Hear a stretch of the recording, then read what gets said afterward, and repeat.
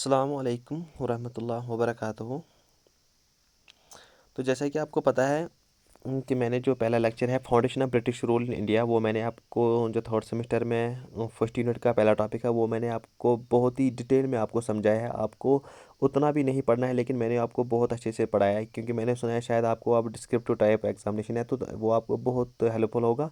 आप वो वीडियो एक दो बार देखो ना, उसके बाद आप कभी नहीं भूल जाओगे मॉडर्न इंडिया कैसे स्टार्ट हो गई, क्या क्या हुआ। ठीक है, अभी जो आज का फर्स्ट यूनिट का जो सेकंड टॉपिक वो ये है expansion of empire with special reference to subsidiary alliance and doctrine of lapse. देखिए यहाँ पर मेन हमें पढ़ना है subsidiary alliance and doctrine of lapse, लेकिन इसमें जो पहले बताया गया ना एक्सपेंशन ऑफ एम्पायर, देखिए अगर आप समझोगे वो मैंने आपको पहले ही लेक्चर में बताया कि फाउंडेशन ऑफ ब्रिटिश एम्पायर कैसे हुआ।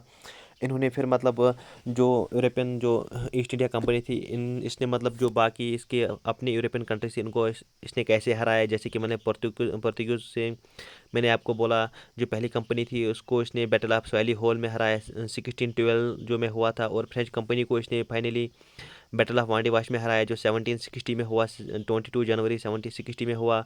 और जो डच कंपनी थी उसको ईस्ट इंडिया कंपनी कब हराया, बैटल ऑफ बिदारा में हुआ 1759 में इसको फाइनली हराया, और डच को फिर इंडोनेशिया दिया गया था। और पोर्तुगीज आपको पता है कि जब ये हारती है उसको फिर गोवा दमन एंड दीव में होल्ड रहता है। और ये रहा मतलब यूरोपियन कंपनीज ने इसको मतलब कैसे हराया, वो मैंने आपको पहले ही मतलब लेक्चर में सब कुछ समझाया है। और जो बाकी प्रिंसली स्टेट्स थी मतलब ये कैसे एक्सपेंशन हुई, क्योंकि अब इसको इंडिया में मतलब ट्रेड करना था, इसको मतलब ज़रूरी था कि इसको अपना एम्पायर जो था ईस्ट इंडिया कंपनी का वो एक्सपेंड करना था इंडिया में भी।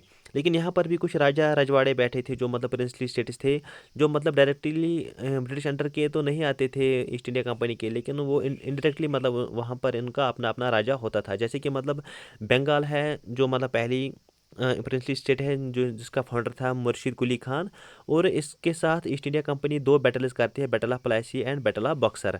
ये आपको नहीं पढ़ना है, लेकिन मे भी आ सकता है क्योंकि एक्सपेंशन में आता हो। ये मैं आपको थोड़ा थोड़ा इनके बारे में बताऊंगा अभी इसी लेक्चर में। और जो मैसूर था जहाँ पर मतलब हैदर अली का राइज हुआ था, फिर टीपू सुल्तान, उसके साथ ईस्ट इंडिया कंपनी, चार एंग्लो मैसूर वार होती है। एंग्लो मतलब यहाँ पर ब्रिटिश, चार वार्स होते हैं मैसूर के साथ ईस्ट इंडिया कंपनी को। और मराठास के साथ भी ईस्ट इंडिया कंपनी को तीन वार्स करने पड़ते हैं, जिनको बोलते हैं तीन एंग्लो मराठा वार्स। और सिख के साथ इनको दो वार्स करने पड़ते हैं लास्ट में। और लास्ट में ये सिख एम्पायर को हराती है, तो इसके बाद आपको पता है कि डॉक्ट्रिन ऑफ लैप स्टार्ट होती है 1848 और 1856 तक, और उसके बाद आपका रिवोल्ट होता है 1857 में, जो आपका नेक्स्ट टॉपिक है इंशाल्लाह वो मैं भी आपको पढ़ाऊँगा बहुत अच्छे से।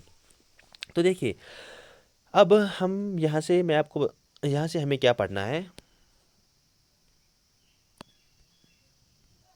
यहाँ पर हमें पहले ये समझना होगा कि when did the British period begin in India. देखिए इसमें मतलब बहुत कंट्रोवर्सी है। कुछ का कहना है कि इसको मैं थोड़ा रोटेट करता हूँ, एक सेकंड,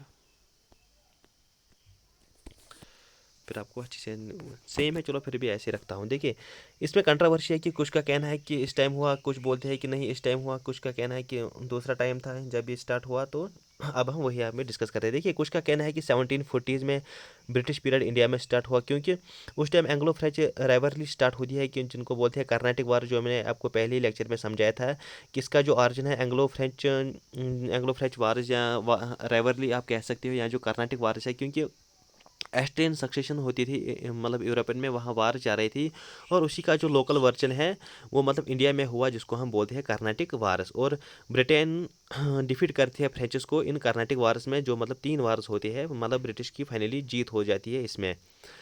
और फिर कुछ का कहना है कि ब्रिटिश पीरियड इंडिया में स्टार्ट हुआ 1757, क्योंकि जब प्लासी में सिराजुद्दौला जो होता है नवाब बंगाल को, उसको जब हराती है मतलब ईस्ट इंडिया कंपनी। सम कुछ कहते हैं कि इसी बैटल से मतलब ब्रिटिश पीरियड इंडिया में स्टार्ट हुआ।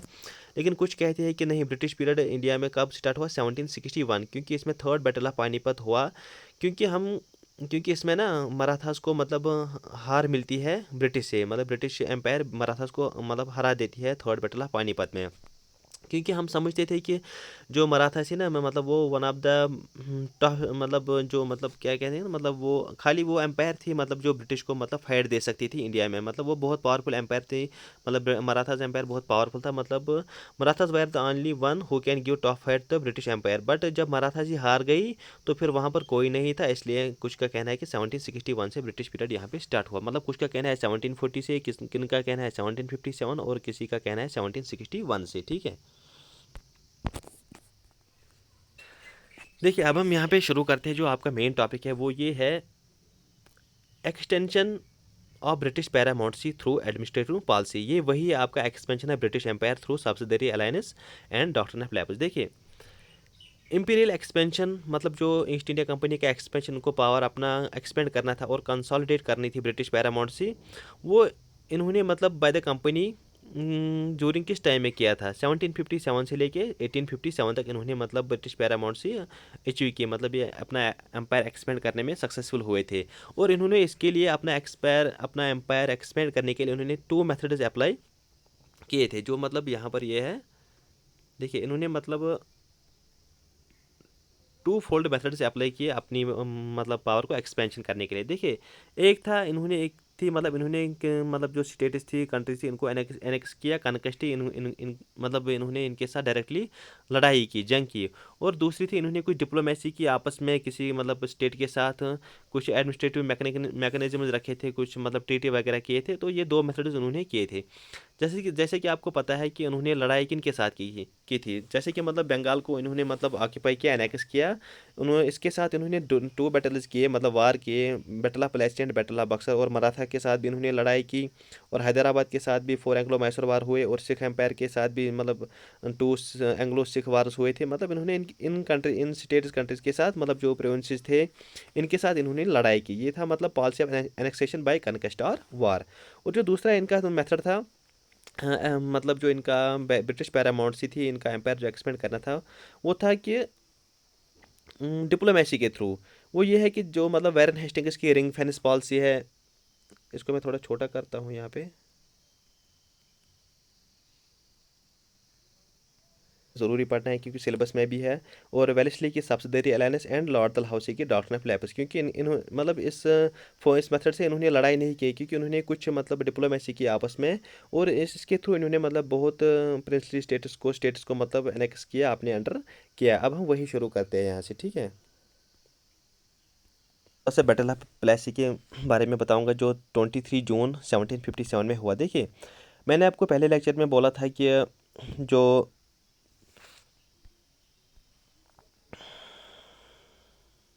था 1715 में, वहाँ से इनको परमिशन मिली थी कि आप ट्रेड कर सकते हो बंगाल में, आपको मतलब कोई ड्यूटीज़ एक्स्ट्रा नहीं देनी पड़ेगी, आपको बस 3000 देने पड़ेंगे। और आप मतलब जो परमिशन फॉर दस्तखत पासेस थी ट्रांसपोर्ट होने के लिए, जो गुड्स थी आपको मतलब वो खुद भी कर सकते हो, मतलब आप खुद के दस्तखत पासेस मतलब बना सकते हो। तो फिर यहाँ पर क्या हुआ कि जो कंपनी के ऑफिसर्स थे उन्होंने इसका मतलब गलत यूज़ किया। इन मतलब जो ट्रेड प्रिविलेज थे ना, मतलब आपको दस्तखत क्या क्या करना है, जो मतलब कंडीशन रखे गए थे ट्रेड में, उन्होंने इसको मतलब गलत यूज़ किया। इन्होंने मतलब जो ये दस्तखत थे ना, इनको मतलब इन्होंने प्राइवेट ट्रेड स्टार्ट किया, इंडिविजुअली मतलब अलग अलग बंदों ने ट्रेड करना स्टार्ट कर दिया गया इंडिया से। इससे क्या हुआ कि इससे नवाब का जो फाइनेंस था, रेवेन्यू था, उससे अफेक्ट हुआ, क्योंकि उन्होंने गलत यूज़ किया। इन्होंने मतलब गलत मिसयूज़ किया जो दस्तखत थे, जो इनकी परमिशन मिली थी, उन्होंने इसका गलत यूज़ किया। और इससे क्या हुआ, नवाब का था जो सिराजुद्दौला था उस टाइम, और उसका नुकसान हुआ था रेवेन्यू में, क्योंकि उसका कुछ रेवेन्यू कलेक्ट नहीं हो रहा था, क्योंकि ये यहाँ पर प्राइवेट ट्रेड करना स्टार्ट कर रहे थे। और इंग्लिश को ये भी पता था कि जो सिराजुद्दौला से पहले जो बंगाल का नवाब था वो था अलीवर्दी खान। वो थोड़ा प्रैक्टिकल था सोच में, लेकिन जो ये सिराजुद्दौला था ना, ये एक हाई टेम्परामेंट पर्सन था, मतलब ये थोड़ा जाहिली इंसान था। और इंग्लिश को ये भी पता था कि ये पागल आदमी है, ये हमारा जो ट्रेड प्रिविलेजेस है जिससे हम मतलब इतना प्रॉफिट कमा रहे हैं हम बंगाल में, ये इसको बंद भी कर सकता है, क्योंकि ये पागल है पूरा, इसके मतलब ये प्रैक्टिकल नहीं है सोच में। लेकिन जब सिराजुद्दौला को नुकसान हो रहा था रेवेन्यू में, तो उसने क्या किया, उसने अटैक किया और सीज़ किया इंग्लिश फोर्ट, जो कहाँ पे था, कलकत्ता में। और इससे क्या हुआ, यहाँ पर दुश्मनी स्टार्ट हो गई इन इंग्लिश और सिराजुद्दौला के बीच में। लेकिन देखिए, इससे पहले कभी भी मतलब इनको लड़ाई नहीं हुई थी कि ये बस सिराजुद्दौला था जिसने मतलब यही से इनको कहते हैं ना मतलब यस कंस योर जीर करन तो पच्चीस पाई आसन सुकर और वापस कहना क्या तो तमें तो इसीलिए यहाँ पर क्या हुआ, सिराजुद्दौला ने जब यहाँ से इनको मतलब अटैक किया, वहाँ पर फोर्ट इनका सीज किया, तो ये तो अब मतलब तय था कि अब ब्रिटिश से अटैक आना ही था। देखिए, इसको हम बोलते हैं ब्लैक होल ट्रेजेडी। मतलब सिराजुद्दौला ने क्या किया, ये हम मतलब बिलीव कर रहे हैं। देखिए, कुछ हिस्टोरियंस का कहना है कि ये बस एक मतलब मिथ है, मतलब ऐसा कुछ नहीं हुआ, ये बस बताया जा रहा है। लेकिन कुछ बोलते हैं कि नहीं, ऐसा कुछ हुआ था, ये चलो ये मिथ है, हमें इसको बस पढ़ना है। देखिए, सिराजुद्दौला ने क्या किया, 146 इंग्लिशमैन को इसने एक मतलब टिनी रूम में, एक छोटे रूम में रखा गया था। इन्होंने मतलब वहाँ बंद किया था इंग्लिश आदमी को, जो 146 से टोटल, उसमें से 123 डेड हुए थे क्योंकि वहाँ पर गैस हुआ था, एक छोटा रूम था, वो उसी से मर गए। लेकिन कुछ हिस्टोरियन इस पर बिलीव नहीं कर रहे इस स्टोरी पे। देखिए, ये भी आपको पता है कि आप काउंटर अटैक आना मतलब लाजिम था। रॉबर्ट क्लीव जो उस टाइम था यहाँ पर, वो मतलब अब ज़रूरी हुआ अटैक करता क्योंकि सिराजुद्दौला ने यहाँ पर अटैक किया था इनका फोर्ट जो कलकत्ता में था। तो फिर फाइनली 23 जून 1757 में सिराजुद्दौला को मतलब हार मिलती है। उसको मतलब कौन हराता है, रॉबर्ट क्लियो यहाँ पर एक मतलब ट्रिक, मतलब वो सीक्रेट अलायंस करता है यहाँ पे। जो नवाब के बाकी जो बंदे थे ना, नवाब के जो सिराजुद्दौला के मतलब बाकी बंदे थे, उनके साथ वो मतलब ये इसको फंसाने की कोशिश कर रहा है। क्योंकि वो इसको जो बाकी आदमी थे वो उनको, जैसे कि मीर जाफ़र था, मीर जाफ़र मीर जाफ़र को वो क्या करता है, मीर जाफ़र को वो बोलता है कि आप सिराजुद्दौला को मतलब, लेकिन इवन कि जो मीर जाफ़र था वो सिराजुद्दौला का अपना आदमी था। लेकिन वो ब्रिटिश उसको, रॉबर्ट क्लिव उसको बोलता है कि आप अगर अगर आप सपोर्ट नहीं करोगे सिराजुद्दौला को बैटल ऑफ प्लेसी में, तो हम आपको मतलब नवाब बनाएंगे बंगाल में जब हम जीत जाएंगे। तो फिर नवाब ने पहले इनको बोला था कि आप मुझे पागल समझ रहे हो, मैं ऐसा कैसे कर सकता हूँ। तो फिर जब ब्रिटिश ने इनको बोला कि नहीं, हम आपको फिर हम मतलब बंगाल का नवाब बनाएंगे, तो इसने बोला फिर मीर जाफ़र ने, हाँ मैं पागल हूँ, फिर मैं करूँगा। क्योंकि सबको लालच होती है मतलब सीट की, मतलब अगर जेन्युइन सी बात है, अगर आपको कुछ एरिया का कंट्रोल मिलेगा तो आप खुश हो जाओगे। तो वैसे ही मीर जाफ़र ने बोला मुझे क्या करना है, सिराजुद्दौला को एटलीस्ट मैं तो नवाब बन जाऊँगा। इसलिए इसने मतलब धोखा किया सिराजुद्दौला के साथ, और सिराजुद्दौला की हार होती है बैटल ऑफ प्लेसी में। सिराजुद्दौला का कोशिश करता है कि मैं भागने की, लेकिन इसका जो मीर जाफ़र का सन होता है मिरान, वो इसको कैप्चर करता है और मतलब उसको फिर वो हराता है वही। सिराजुद्दौला उतना मतलब मैचर नहीं था, क्योंकि उसने करेक्ट मतलब उसका जो रियल एम था ईस्ट इंडिया कंपनी को, उसको मतलब उसने नहीं समझा था, क्योंकि वो छोटा था। सिराजुद्दौला ओनली 20 ईयर्स का था, इसलिए मतलब वहाँ पर जो उसके ऑफिसर्स थे उनका भी गुस्सा था कि ये छोटा बच्चा हम पे रूल कैसे कर सकता है। अब बैटल ऑफ प्लेसी का जो सिग्निफिकेंस वो क्या है कि मीर जाफ़र बन गया बंगाल नवाब ऑफ बंगाल, और उसने मतलब बहुत सारे पैसे दिए और ज़मींदारी दिए थे 24 परगनास, मतलब उसने जो रेवेन्यू आता था 24 परगनास मतलब कुछ प्रोविंसेस का, वो उसने सारा का सारा ईस्ट इंडिया कंपनी को दिया। और यहाँ से हमें पता चलता है कि this was the starting point of English, मतलब English East India company in India. French rivalries वो भी मतलब उस टाइम सपोर्ट कर रहे थे सिराजुद्दौला को, क्योंकि उनको मतलब उनको भी मतलब ब्रिटिश से नफरत थी।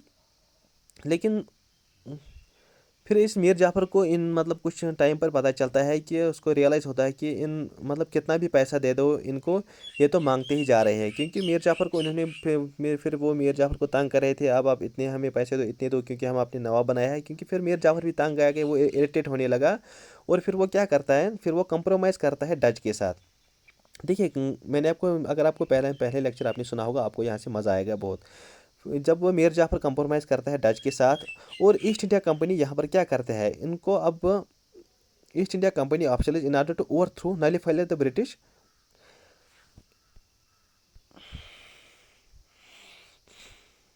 कंप्रोमाइज़ करता है डच ईस्ट इंडिया कंपनी के साथ, मतलब in order to overthrow मतलब ब्रिटिश एम्पायर, ताकि मतलब वो ब्रिटिश एम्पायर को हटा दे। लेकिन इन नवंबर 1759 में बैटल ऑफ बेदारा होता है, जहाँ से डचेस को फाइनली हरा देती है ब्रिटिश। क्योंकि ये किसके सपोर्ट में आने लगे थे, मीर जाफ़र के सपोर्ट में आने लगे थे डच वाले। तो इसलिए इंग्लिश ने बोला अरे, आपको तो हम अभी तक देख रहे थे, हमने सोचा चलो ठीक है कुछ कमा रहे हो, लेकिन अब नहीं चलेगा। तो फाइनली इसको बैटला बेदारा में हराते हैं, और फिर इसको इंडिया से ही निकाल देते हैं, और इसको फिर डच को इंडोनेशिया में होल्ड मिलता है। ठीक है। फिर मीर जाफ़र फिर मीर जाफ़र जो है ना, ये मतलब उतने पैसे नहीं दे रहा था, क्योंकि अब इसके पास उतने पैसे भी नहीं थे। क्योंकि वो उतना फिर कैसे मतलब रेवेन्यू कलेक्ट करता है। इसलिए फिर उसको वहाँ पर इंग्लिश वालों ने बोला था चलो अब आप मतलब पैसे उतने नहीं दे रहे थे जितना हमने एक्सपेक्ट किया था, फिर इसको डिसमिस किया जाता है और मीर जाफ़र के बदले फिर मीर कासिम को मतलब नवाबा बंगाल बनाया जाता है। और जो ये मीर कासिम था ना, ये मीर जाफ़र का स्थानीय लॉ था, ठीक है। तो फिर स्टेप्स कौन से लिए मीर कासिम ने? देखिए, मीर कासिम एक एवलेस्ट मतलब वो एक अच्छा रूलर था। वो भी मतलब इन ब्रिटिश वालों को पैसा देता था, लेकिन इसने क्या किया, इसने कैपिटल शिफ्ट की है मुर्शिदाबाद टू मुंगेर। क्योंकि जो मुंगेर थे ना, जो मुंगेर थी मतलब प्रोविंस थी, वो मतलब बहुत दूर थी मतलब ब्रिटिश सेटलमेंट से। क्योंकि वहाँ पर वो सेक्रेटली मतलब वेपन डेवलप कर रहा था, आर्मी को ट्रेनिंग दे रहा था ताकि ब्रिटिश वालों को पता ना चले। वो सेक्रेटली ये सब कर रहा था कि क्योंकि उसको पता था मतलब अब मैं इनको मतलब अब मुझे लड़ाई करनी पड़ेगी इन ब्रिटिश वालों के साथ, क्योंकि ये मांगते ही जा रहे हैं, अब इनका इनका कुछ नहीं हो सकता है। तो फिर इंग्लिश ने बोला कि कासिम तुम तो बड़े खतरनाक तुम, एक सेकंड, बोला कासिम को तुम तो मतलब बड़े खतरनाक निकले। हमने आपको हम आप समझ रहे थे कि आप हमारा पपेट बन जाओगे, आप मतलब एक हमारा मतलब हम आप हमारे अंडर ही काम करेंगे। तो फिर इसके बाद बैटल ऑफ बक्सर होता है 22 अक्टूबर 1764 में।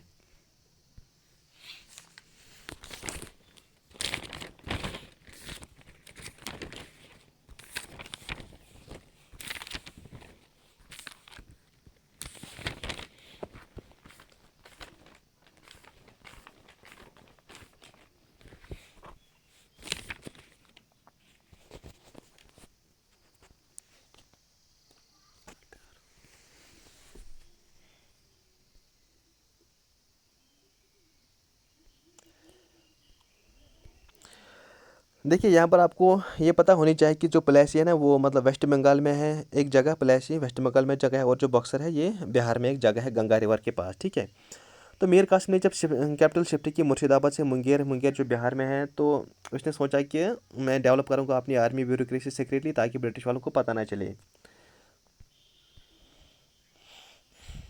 क्या है कि जो मतलब कंपनी मिसयूज़ कर रहे थे दस्तखत जो पासेस थे, मतलब ताकि जो गुड्स ट्रांसपोर्ट हो जाए इंपोर्ट एक्सपोर्ट में, जो मैंने आपको पहले लेक्चर में अच्छे से समझाया कि दस्तखत पासेस मतलब असल में क्या है। जैसे कि कोविड-19 में अगर आपके पास पास नहीं होता था तो आपको मतलब जो ट्रैफिक पुलिस थी वो अलाउ नहीं करती थी। वैसे यहाँ पर पास थी मतलब गुड्स को ट्रांसपोर्ट होने के लिए, वो बस अभी तक मतलब इंग्लिश मतलब इंडियन स्टेट्स के पास है। लेकिन अब उन्होंने बोला था अब मतलब ब्रिटेन भी अपने पासेस मतलब रख सकता है। वो इन्होंने फ़र्रुखसियार जो हुआ था, फ़र्रुखसियार फरमान 1715 में, वहाँ से ये ईस्ट इंडिया कंपनी को पावर मिली थी। लेकिन उन्होंने फिर इसका मिसयूज़ किया था दस्तखत का, जिससे मतलब क्या हुआ, द मिसयूज़ ऑफ दस्तखत means the loss of tax revenue to the nawab. तो इससे क्या हुआ, जो मीर कासिम का जो मतलब जो कलेक्ट कर रहा था रेवेन्यू में वगैरह वगैरह जो, लेकिन उसका कुछ नहीं बचता था, वो मतलब लॉस ही हो रहा था रेवेन्यू में। तो फिर मीर कासिम ने डिसाइड किया मैं अब जो ये ड्यूटीज़ है ना, मैं इसको सबको सब मतलब एबॉलिश करूँगा।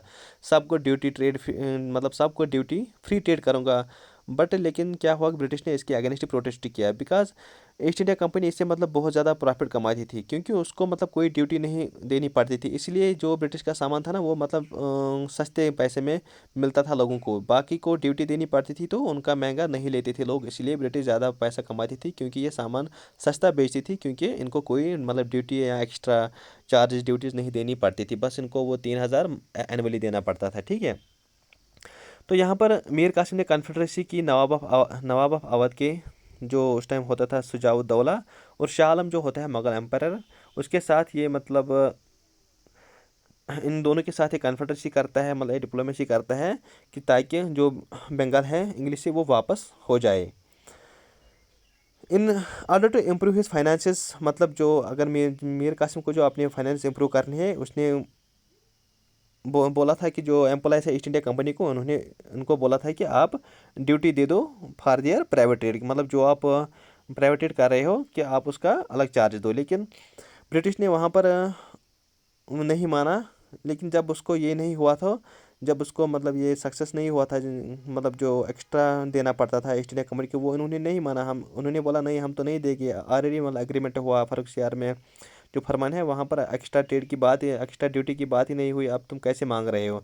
तो फिर यहाँ पर कासिम ने किया क्या बोला कि he granted free trade to all the Indians as well. तो उसने बोला फिर मैं जो, आप नहीं मानोगे तो मैं जो ये फ्री ट्रेड है मैं ये सबको सब इंडियंस को मतलब यहाँ दूंगा। मतलब अब किसी भी जो भी यहाँ ट्रेड करेगा किसी को कोई ड्यूटी नहीं देनी पड़ेगी, अब सबके सब मतलब सबका सामान अब सस्ता मिलेगा। अब लेकिन ब्रिटिश तो ये बात नहीं मानने वाला था, क्योंकि इससे उसको नुकसान हो जाता अगर सभी को मतलब ड्यूटी फ्री ट्रेड मिलता। तो इससे क्या हुआ, जो कंपनी आर्मी थी मीर कासिम की, किसकी किसकी, एक जो नवाब अवध था सुजाउद्दौला, और जो शाह आलम सेकंड था मुगल एम्पायर, इन सब को हरा देती है ईस्ट इंडिया कंपनी। किसके under, major Hector Munro at Buxar, जो कब होता है 22 अक्टूबर 1764 में। रेलिवेंट है इसमें, थोड़ा थोड़ा मैं आपको बताऊँ। देखो ड्यूअल गवर्नमेंट इन बंगाल क्या था। देखिए जो रॉबर्ट क्लू था, जब उसने आर्मी में रिज़ाइन किया, जब उसने आर्मी ज्वाइन की, पहले एक क्लर्क था। तो ये बंगाल का गवर्नर था दो बार, 1757 से लेके 1760 और 1765 से लेके 1767 तक। देखिए उसने बंगाल को एडमिनिस्टर किया ड्यूअल गवर्नमेंट के अंडर, ठीक है। लेकिन वो इसकी स्टोरी ये है, ये बताया जा रहा है कि रॉबर्ट क्लू ने लास्ट में सुसाइड की, क्योंकि ईस्ट इंडिया कंपनी ने इस पर बहुत एनकरेज चलाई, क्योंकि उसने रॉबर्ट क्लू ने बहुत बहुत पैसा कमाया था इंडिया में, और ईस्ट इंडिया कंपनी को ये हजम नहीं हुआ इसका ये इतना कमाना। तो फिर कुछ उनका कहना है कि इसने इस लास्ट में फिर सुसाइड की, क्योंकि इसके पास रॉबर्ट क्लू को मतलब बहुत सारे केसेस लगाए गए थे। तो बैटल ऑफ बक्सर के बाद रॉबर्ट क्लू क्या करता है, वो इंट्रोड्यूस करता है ड्यूअल गवर्नमेंट, मतलब रूल ऑफ टू। देखिए यहाँ पर नवाब ऑफ बंगाल और कंपनी की बात की जा रही है। वही है यहाँ पर हमारा रोल ऑफ टू। एक था नवाब बंगाल, एक थी कंपनी। देखिए कंपनी जो ईस्ट इंडिया कंपनी थी वो एक्सरसाइज, मतलब उसके पास कौन सी पावर थी, दीवानी राइट्स मतलब जो भी रेवेन्यू टैक्स वगैरह थी ना, वो इससे डील करती थी, क्योंकि ईस्ट इंडिया कंपनी का मकसद ही यही था कि हम प्रॉफिट कैसे कमाएंगे। प्रॉफिट तो रेवेन्यू से ही होगा, ट्रेड से ही होगा, इसलिए मतलब वो इन्होंने किस पे होल्ड किया, दीवानी राइट्स। और जो निज़ामत राइट्स थी, निज़ामत राइट्स मतलब जो एडमिनिस्ट्रेशन आता है, पुलिस क्या आता है, ब्यूरोक्रेसी आता है, कोर्ट वगैरह, ये मतलब ये किनको दिया, ये नवाब ऑफ बंगाल को दिया। लेकिन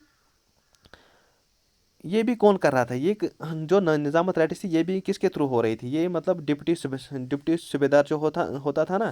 देखिए पहले देखिए यहाँ पर एक था रेवेन्यू दीवानी, और यहाँ पे है निज़ामत फंक्शन, ये था रोल ऑफ टू।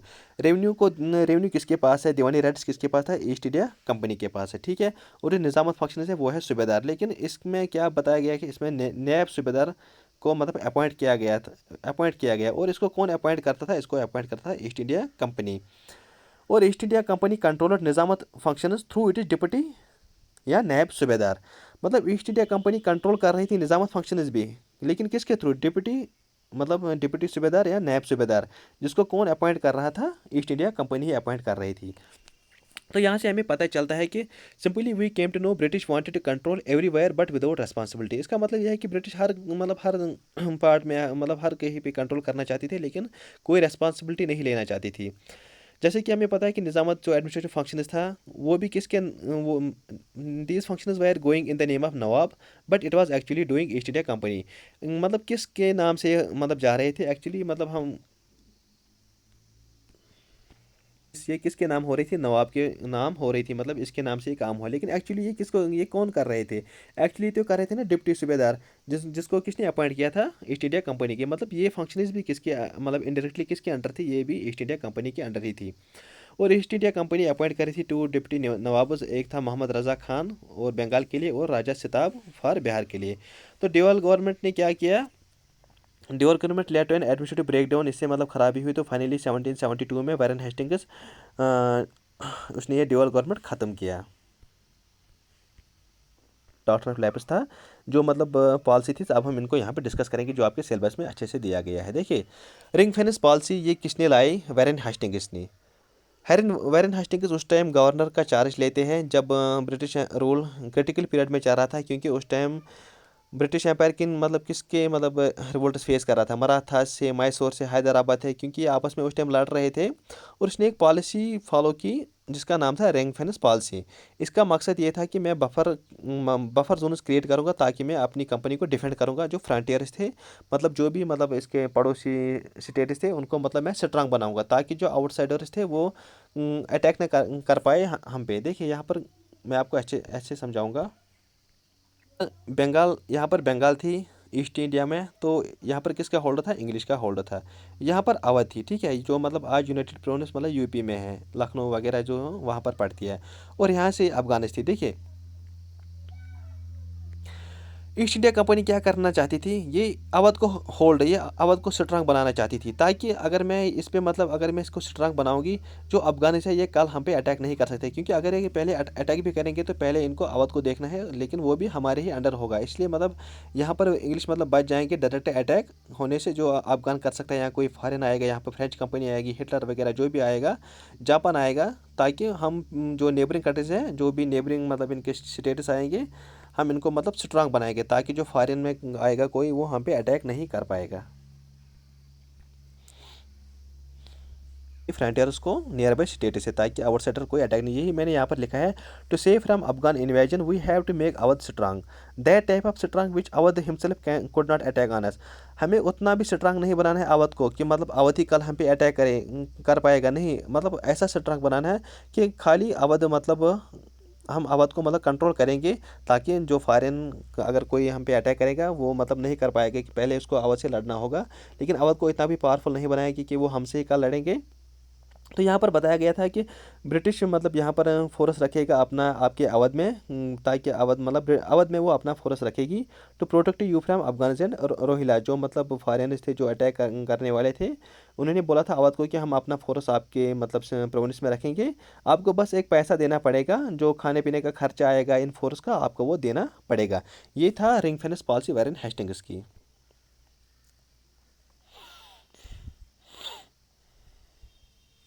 अब बात अब बात जो इम्पोर्टेंट है यहाँ पर, वो है सब्सिडरी अलायंस, जो किसने लाई थी, लॉर्ड वेलेस्ली, मतलब फाइनल शेप इसी ने दी थी इस सब्सिडरी अलायंस को, जो कब से चली थी, 1798 से लेके 1805 थी 5 तक। देखिए यहाँ पर इंडियन स्टेट रूलर्स में जो थे ना, राजा रजवाड़े बैठे थे, इनको यहाँ पर कंपल किया गया था कि आपको मानना पड़ेगा कि ब्रिटिश फोर्स की, जो ब्रिटिश का फोर्स था, वो आपके टेरिटरी में रहेगा, आपको बस एक सब्सिडी, आपको मनी देना पड़ेगा मेंटेनेंस के लिए, जो मतलब जो ब्रिटिश अपनी आर्मी रखेगी आप आपकी टेरिटरी में, आपकी प्रोविंस में, उसका जो खर्चा आएगा आपको वो देना पड़ेगा। देखिए अभी आप यहाँ कंफ्यूज नहीं होना है।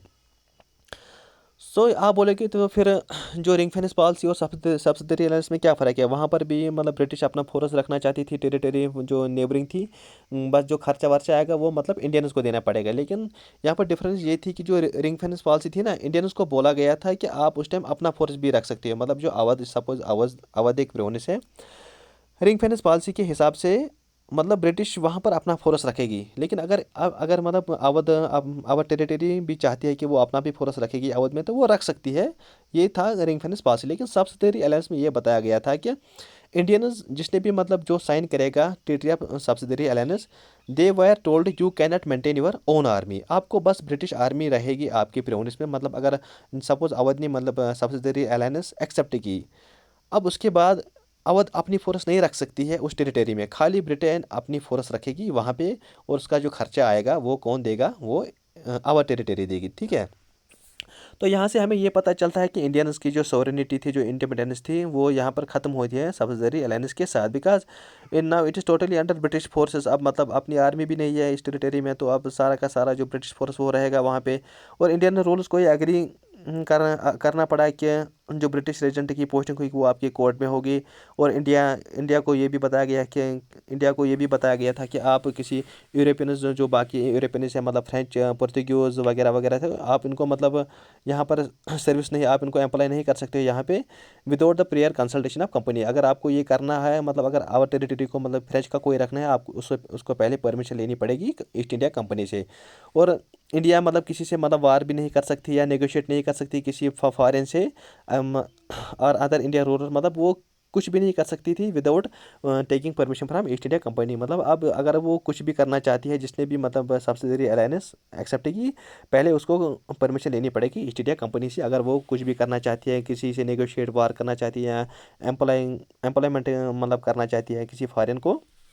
तो फिर ये बताया गया था लॉर्ड वेलिस ने, अगर आप मतलब ये सब मतलब फॉलो करेंगे, और इस सब के बदले in return for all this the British would defend the ruler from his enemies, और फिर ब्रिटिश फोर्स जो है वो आपको डिफेंड करेगी, अगर आपका मतलब कोई एनिमी जो है वो आपको अटैक करेगा, तो हम आपको वहाँ पर उस टाइम प्रोटेक्ट करेंगे, हम आपकी टेरिटरी को डिफेंड करेंगे।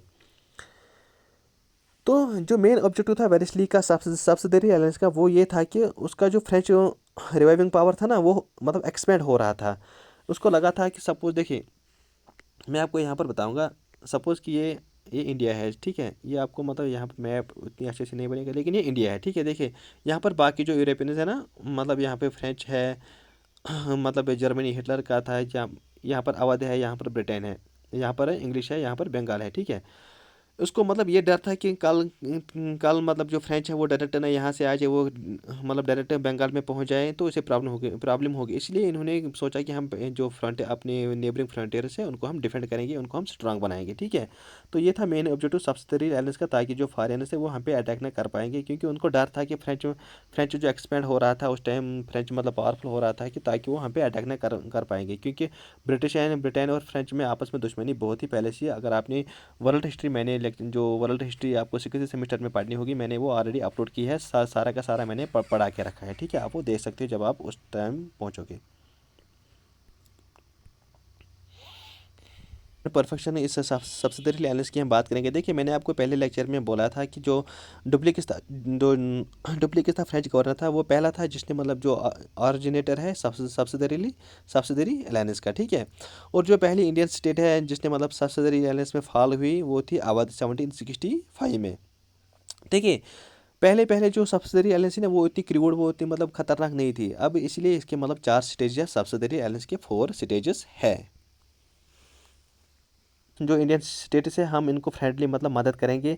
अगर इनको कोई लड़ाई वड़ाई करनी होगी तो हम मतलब उस इंडियन स्टेट की मदद करेंगे, कि खाली इंडियन स्टेट को मतलब एक पैसा देना पड़ेगा। क्यों, वैसे भी राजा राजा राजवाड़े थे तो इनको क्या करना था, वो भी जो टैक्स वैक्स वगैरह था वो तो वो मतलब खुद तो वो ऐसी ज़िंदगी गुजार रहे थे। वो टैक्स वगैरह तो जो थे वो ज़मींदारी से हो रहा था, मतलब फार्मर बेचारे मर रहे थे, उनका खून चूसते थे। और वो उन्होंने बोला था पैसा कौन सी बात है, हम तो पैसा देंगे एटलीस्ट, तो हमारी मदद तो करेंगे ना ब्रिटिश वाले। ईस्ट इंडिया कंपनी जो थी, अगर हमें कुछ लड़ाई वड़ाई करनी है तो एटलीस्ट कंपनी हमारी मदद करेगी उसमें। ये था पहला स्टेज। मतलब इंडिया को लगा कि उतना चलो चलो, अब इतना भी क्या है, खाली तो पैसे ही देने हैं ना। तो जो सेकंड सेकंड स्टेज था सब्सिडरी अलायंस का, वो ये है कि ईस्ट इंडिया कंपनी ने बोला था कि आप और मैं, हम मतलब इंडियन प्रिंसली स्टेट, जो इंडियन स्टेट्स थी और ईस्ट इंडिया कंपनी थी, हम फ्रेंड्स हैं। हमारे बीच अगर कोई तीसरा आता है वो हमारा दुश्मन होगा हमेशा। सपोज कि ईस्ट इंडिया कंपनी और निज़ाम ऑफ हैदराबाद थोड़ा मतलब आपस में मतलब ज़्यादा दुश्मनी नहीं थी, लेकिन जो मैसूर था, जो मैसूर टेरिटरी थी, जिसमें मतलब हैदर अली टीपू सुल्तान था, मतलब उसको दुश्मनी थी ईस्ट इंडिया कंपनी से और निज़ाम ऑफ हैदराबाद से भी। तो यहाँ पर मतलब east India company plus Nizam of Hyderabad मतलब आपस में दोस्त है, और जो दुश्मन होगा वो कौन होगा, थर्ड वन, वो मैसूर होगा। है ये क्या है कि इंडियन एलाई जो इंडियन स्टेट्स थी उनको बोला गया है कि तो आप हाँ, आपका जो मतलब हमारे आदमी नहीं चाहिए, बल्कि आपका पैसा चाहिए, हम आपका पैसा चाहिए हमें। और ये भी बताया गया था इंडियन स्टेट्स को कि आप रिलेशन नहीं रख सकते किसी अदर यूरोपियन कंट्री से, और आप अपना फोर्स नहीं रख सकते। देखिए पहले स्टेज में उतना नहीं था, आपको बस पैसे देने पड़ेंगे, हम आपस में फ्रेंड से आपकी मदद करेंगे। फिर बोला गया हम 2 फ्रेंड से, तीसरा दुश्मन है। आज लेकिन जब ये थर्ड आया, अब बोला गया कि आप किसी और से रिलेशन भी नहीं रख सकते हो, अगर कोई फॉरेन कंट्री है ना, आप अपना फोर्स रख सकते हो। और अब जो फोर्थ वन है, जो पैसा था कि मतलब जो इंडियन स्टेट्स को देना था, कि जो मतलब मेंटेनेंस का खर्चा आएगा ब्रिटिश फॉर जो कहाँ पे था, जो इंडियन टेरिटरी में था, उसका मतलब वो पहले फिक्स रखा गया था कि आपको इतना देना पड़ेगा। वो मतलब पहले से मतलब बहुत हाई था, जो मतलब इन्होंने पैसा रखा था वो बहुत हाई था, ईस्ट इंडिया कंपनी वालों ने बहुत हाई रखा था। लेकिन अगर कोई स्टेट मतलब when the state fail to pay the money on time, she was asked to cede certain parts of its territory. देखिए अगर मतलब उस स्टेट ने उतने पैसे नहीं दिए, मतलब जितना ईस्ट इंडिया कंपनी बोला गया है इस सब्सिडरी अलायंस में, तो उसको ये कहा गया था आपको उस टाइम कुछ पार्ट्स अपनी टेरिटरी के मतलब वो मतलब बेच देने पड़ेंगे, वो ईस्ट इंडिया कंपनी सीज करेगी। मतलब देखिए कितनी क्रूर बनती जा रही है, जैसे जैसे स्टेज बनता जा रहा है। पहले कुछ नहीं था, पहले हम फ्रेंड्स है, फिर बोला गया था कि हम 2 फ्रेंड्स है और तीसरा दुश्मन है। फिर बोला गया था आप रिलेशन नहीं रख सकते किसी और से, और ना आप अपना फोर्स रख सकते हो। फिर चार्ट में ये बोला गया था कि अगर आप पैसे भी नहीं दोगे तो आपको तो फिर टेरिटरी ही खत्म। ये क्या बात हुई। तो अब जो स्टेट्स है जिन्होंने सब्सिडरी अलायंस एक्सेप्ट की, जो पहली थी वो थी अवध 1765 में, और जो दूसरी वो निज़ाम हैदराबाद 1798 में, और रूलर ऑफ मैसूर ने भी फिर लास्ट में 1799 में एक्सेप्ट की। क्योंकि जब वहाँ टीपू सुल्तान हैदर अली मतलब उन्होंने मतलब बहुत टफ फाइट की, पहले 2 बार वो जीत जाते हैं, लेकिन फाइनली ट्रीटी ऑफ श्रीरंगपट्टनम वहाँ पर होती है, जिसे मतलब हाफ मैसूर टेरिटरी वो ब्रिटिश मतलब उनको लेती है। और नवाब ऑफ अवध 1801 और पेशवा जो बालाजी बाजीराव टू होता है वो भी जो मराठास का होता है पेशवा, वो भी सब्सिडरी अलायंस का एक्सेप्ट करता है 1801 में। और जो होलकर्स थे मराठास वो भी 1881 में करते हैं। तो वेलेस्ली ने यहाँ पे क्या किया गया, देखिए Wellesley converted British empire in India to the British empire of India. जो ब्रिटिश एम्पायर इंडिया में था ना, उसने इनको कन्वर्ट किया ब्रिटिश एम्पायर ऑफ इंडिया। उसने अब मतलब इसको ब्रिटिश एम्पायर ऑफ इंडिया बना दिया। जो मतलब ब्रिटिश एम्पायर इंडिया में थी उसको ब्रिटिश एम्पायर ऑफ इंडिया बना दिया।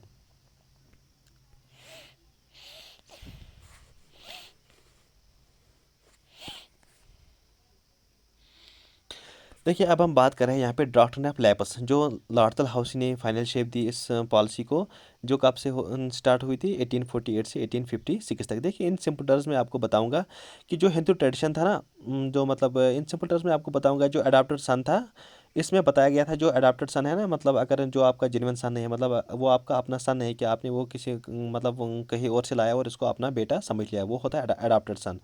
अडॉप्टेड सन को बस जो फादर की प्रॉपर्टी है उसका हक है, ना कि स्टेट का। मतलब अगर फादर की कुछ प्रॉपर्टी है, मतलब अगर अगर मतलब फादर को गाड़ी है, कुछ बंगला है, तो वो मतलब जो अडॉप्टेड सन है वो उसको मतलब राइट है, वो इसको ले सकता है।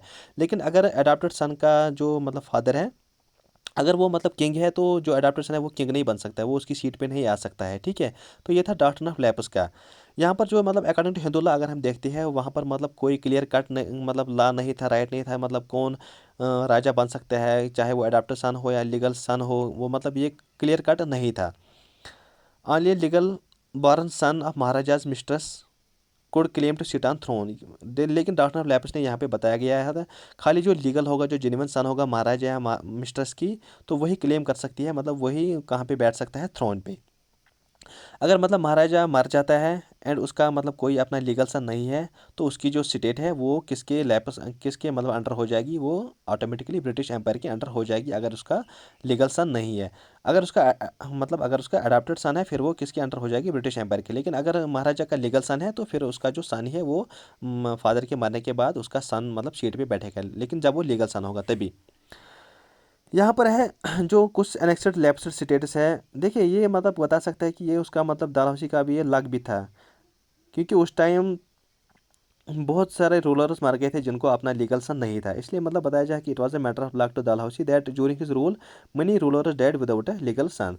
देखिए इसमें एक दो तीन चार पाँच छः सात, देखिए सात स्टेट्स थी, मतलब आठ है असल में, लेकिन यहाँ पे एक दो तीन चार पाँच छः सात, मैंने यहाँ पर सात का नाम लिया गया है, चलो ठीक है। लेकिन असल में डलहौसी ने आठ स्टेट्स को एनेक्स किया ज्यूरिंग दिस टेन्योर 1848 से लेके 1856 तक। देखिए पहली जो स्टेट थी जो लैप्स हुई थी वो थी सतारा 1848, और सेकंड जयपुर 1849, संबलपुर 1849 और बगत 1850, उदयपुर 1852, झांसी 1853 एंड नागपुर 1854। देखिए यहाँ पर मैंने इसको एक थोड़ा सा मतलब शॉर्टकट भी बनाया गया है कि मतलब आप कैसे याद रख सकते हो स्टेटस, क्योंकि एमसीक्यू आपको कहीं कहीं पर भी आएगा। देखिए सजा सा बउड़ जाना, सजा सा बउड़ जाना, ये आपको याद रखना है। सीक्वेंस वाइज है, मतलब सा मतलब सतारा, जा मतलब जैतपुर, सा मतलब संबलपुर, बा मतलब भगतपुर, और लास्ट में जा झांसी एंड ना नागपुर, आपको ये याद रखना होगा।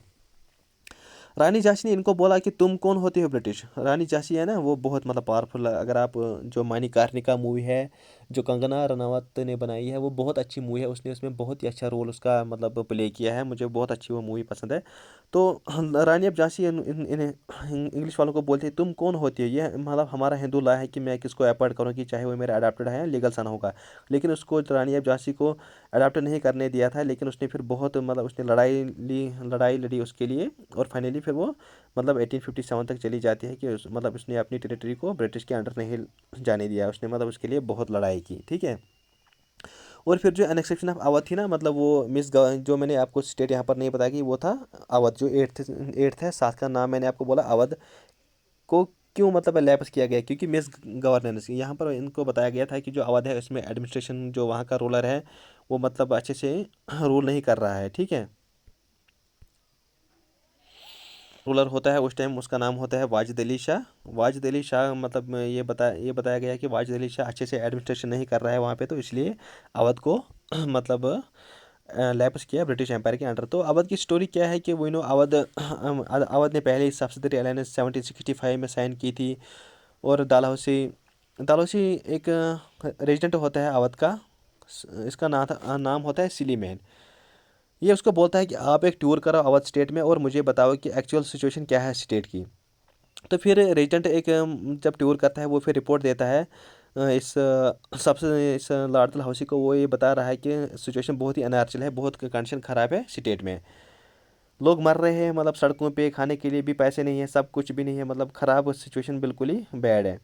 It is said that Lord Dalhousie did not want annex Awadh but it was the pressure from court of directors. देखिए ये बताया जा रहा है कि लॉर्ड डलहौसी मतलब खुद एनेक्स नहीं करना चाहता था अवध को, लेकिन इसको प्रेशर था, कोर्ट ऑफ डायरेक्टर्स थे जो मतलब लंदन में बैठे थे, जो कंट्रोल कर रहे थे ईस्ट इंडिया कंपनी को डायरेक्टर, ठीक है। जो मतलब मैंने आपको पॉलिटी में 2-3 लेक्चर्स पढ़ाया है इंडियन पॉलिटी लक्ष्मीकांत के, वहाँ पर मैंने आपको अच्छे से समझाया कोर्ट ऑफ डायरेक्टर्स कौन थे। इसमें 3-4 मेंबर्स बैठे थे वो जो कंट्रोल कर रहे थे ईस्ट इंडिया कंपनी को लंदन से, ठीक है।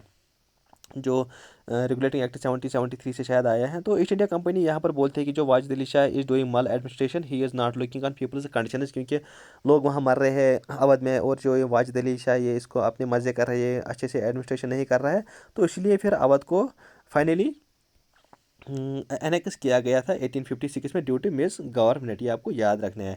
ये बताया जा रहा है कि लॉर्ड डलहौसी ने इस टाइम पीरियड में कितना एरिया कवर किया, 2.5 lakh square kilometre territory was acquired by East India Company during 1848 to 1856 तक, ठीक है। तो यहाँ पर आपका ये जो सेकंड यूनिट का जो सेकंड टॉपिक है, expansion of British empire with special reference to subsidiary alliance and doctrine of lapse, ये मैंने आपको बहुत अच्छे से समझाया है। तो इंशाल्लाह थर्ड लेक्चर रिवोल्ट ऑफ 1857 पे होगा। तो आई होप कि आपको लेक्चर अच्छा समझ आया होगा। थैंक यू, अल्लाह हाफिज़।